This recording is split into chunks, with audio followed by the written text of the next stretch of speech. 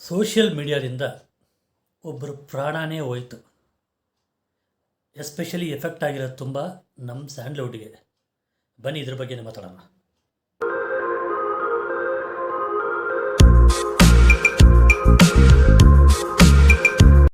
Hi hello welcome to unleash Kannada. Darshan, Renukaswamy ಈ ಎರಡು ಹೆಸರುಗಳು ಲಾಸ್ಟ್ 1 ವೀಕಿಂದ ಟ್ರೆಂಡಿಂಗ್ ಆಗ್ತಾಯಿದೆ. ಒಳ್ಳೆಯ ವಿಷಯಕ್ಕೆ ಕೆಟ್ಟ ವಿಷಯಕ್ಕೆ ಟ್ರೆಂಡಿಂಗ್ ಆಗ್ತದೆ.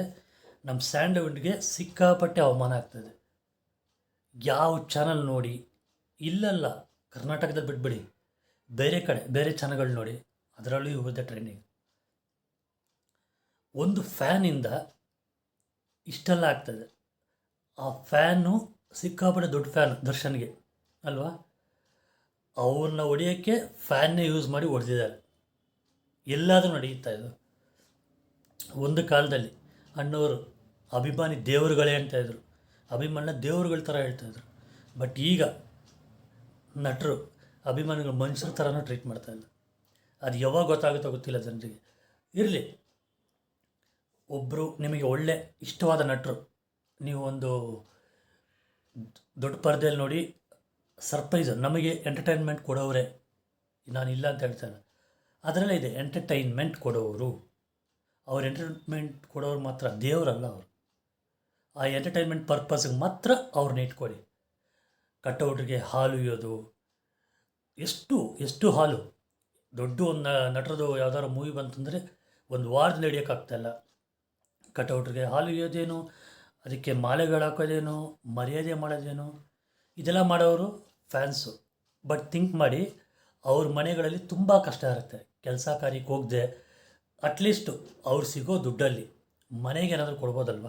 ಕೆಲವರು ಕೆಲಸ ಮಾಡಿಕೊಂಡು ಆ ದುಡ್ಡನ್ನ ತೊಗೊಂಡು ಇಲ್ಲಿ ಸುರಿತಾರೆ, ಕಷ್ಟಪಟ್ಟು ದುಡಿತಾರೆ, ಆ ದುಡ್ಡನ್ನ ತೊಗೊಂಡು ಇಲ್ಲಿ ಸುರಿತಾರೆ.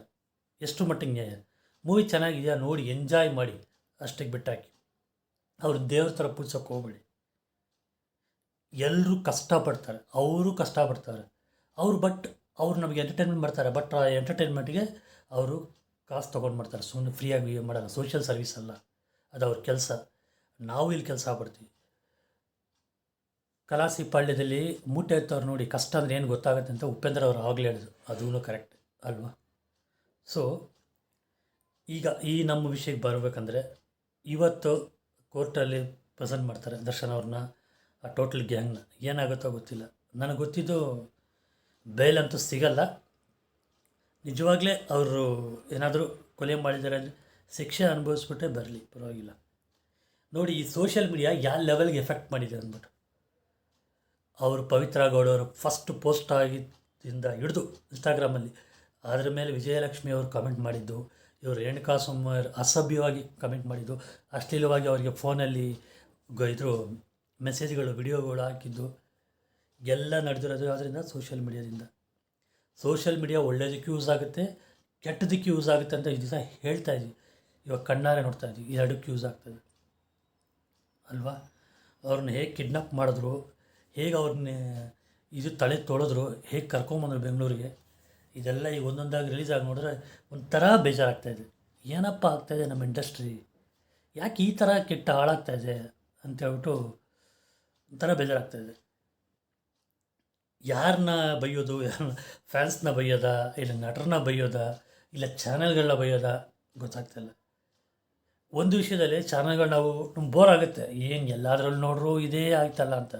ಬಟ್ ಈ ಥರ ಚಾನಲ್ಗಳು ಹಾಕಿದ್ರಿಂದನೇ ಇದು ಆಚೆ ಬಂತು, ಇಲ್ಲಾಂದರೆ ಬರ್ತಾ ಇರಲ್ಲ, ನೆವರ್. ಇದಾದಮೇಲೆ ಅವ್ರದ್ದು ಹಳೆ ಮ್ಯಾನೇಜರು, ದರ್ಶನ್ ಅವ್ರ ಹಳೆ ಮ್ಯಾನೇಜರ್ ಮಲ್ಲಿಕಾರ್ಜುನ್, ಅವ್ರ ವಿಷಯ ನೀವು ಆಚೆ ಬರ್ತಾಯಿದೆ. 6 ವರ್ಷದಿಂದ ಅವರು ಕಾಣ್ತಾ ಇಲ್ವಂತೆ. ಅದೇ ಒಂದು ಸಿಕ್ಕಿದ್ರೆ ಸಾಕು, ಒಂದೊಂದಾಗಿ ಬರ್ತಾ ಇರುತ್ತೆ. ಎಲ್ಲೋಗಿ ನಿಲ್ಲುತ್ತೆ ಇದು ಗೊತ್ತಿಲ್ಲ ನಮಗೆ. ನೋಡೋಣ ಇದನ್ನು. ರಾಜ್ಕುಮಾರ್, ವಿಷ್ಣುವರ್ಧನ್, ಅನಂತ್ನಾಗ್, ಶಂಕರ್ನಾಗ್, ಅಂಬರೀಷ್, ಶ್ರೀನಾಥ್, ಶಿವರಾಜ್ ಕುಮಾರ್, ರವಿಚಂದ್ರನ್ ಇವ್ರವರೆಗೂ ಫ್ಯಾನ್ಸ್ನ ಯಾವ ಲೆವೆಲ್ಗೆ ಇಟ್ಕೊಂಡಿದ್ದಾರೆ ನಮಗೆ ಗೊತ್ತು.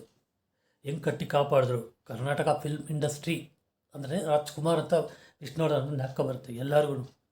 ಈಗಲೂ ಅವರ ಸ್ಯಾಂಡಲ್ವುಡ್ಡನ್ನು ಕೆಲವ್ರಿಗೆ ಗೊತ್ತಿಲ್ಲ. ರಾಜ್ಕುಮಾರ್ ಇದು ಅಂದರೆ ಗೊತ್ತು ಎಲ್ಲರೂ. ಈಗ ನೋಡಿ ಟ್ರೆಂಡಿಂಗ್ ಯಾವ ಹೆಸರಿಗೆ ಆಗ್ತಾಯಿದೆ ಟ್ರೆಂಡಿಂಗ್. ಇದು ಅಳಿಸೋಕ್ಕೆ ತುಂಬ ಕಷ್ಟ ಇದೆ, ತುಂಬ ಕಷ್ಟ ಇದೆ. ಏನಾಗುತ್ತೋ ಗೊತ್ತಿಲ್ಲ, ನೋಡೋಣ.